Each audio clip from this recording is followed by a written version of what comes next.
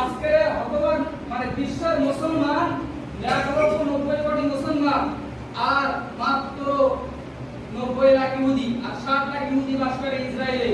শুনে রাখুন 1945 সালের আগে ইসরায়েল বলে কোনো দেশ ছিল না, ওটা ফিলিস্তিনদের জায়গা, তারা দয়া করে মায়া করে থাকতে দিয়েছিল। আপনারা জানেন যে মুসলমানদের ভিতরে সবথেকে দয়া বেশি, কেননা আমার প্রিয় নবী সাল্লাল্লাহু আলাইহি সাল্লাম যদি ইহুদিদের কাছে মার খাওয়ার পরেও তাদের কাছে দ্বীনের দাওয়াত নিয়ে যেতেন, তাহলে আমরা তো সেই নবী সাল্লাল্লাহু আলাইহি সাল্লামের উম্মত, তার আসলটা আমাদের উপরে কেন করবেন? আল্লাহ রাসূল সাল্লাল্লাহু আলাইহি সাল্লাম তিনি ইহুদিদের কাছে মার খাওয়ার পরেও দ্বীনের দাওয়াত নিয়ে গিয়েছেন।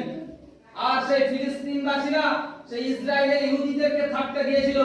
তখন ইসরায়েলের প্রেসিডেন্ট ছিল হিটলার। সেই হিটলার বলেছিল, হিটলার 60 লাখ ইহুদিকে গ্যাস চেম্বারের ভিতরে বন্দী করে মেরেছিল। কিন্তু পৃথিবীর তামাম বিশ্বের শাসকরা বলেছিল, মুসলিম শাসকরা, যে হিটলার যে কাজটা করেছিল ওটা হচ্ছে অত্যাচারী কাজ। হিটলার একটা মুসলমান হয়ে অত্যাচারী বাদশা সে, কিন্তু হিটলার বলে গিয়েছিল আমি চলে যাচ্ছি আর কিছু ইহুদিকে মেরে গিয়েছি আর কিছু ইহুদিদেরকে আমি ছেড়ে দিয়েছি, একদিন তোমরা আমাকে বিশ্বের মুসলমান স্মরণ করবে, কিন্তু কিছুই তখন করতে পারবে না। সেই হিটলার ইহুদিদেরকে ছেড়ে দিয়েছিল। আজ পর্যন্ত तमाम বিশ্বের মুসলমানরা ভাবছে হিটলার যে কাজটা করেছিল কি খারাপ কাজ করেছিল? যখন ইহুদি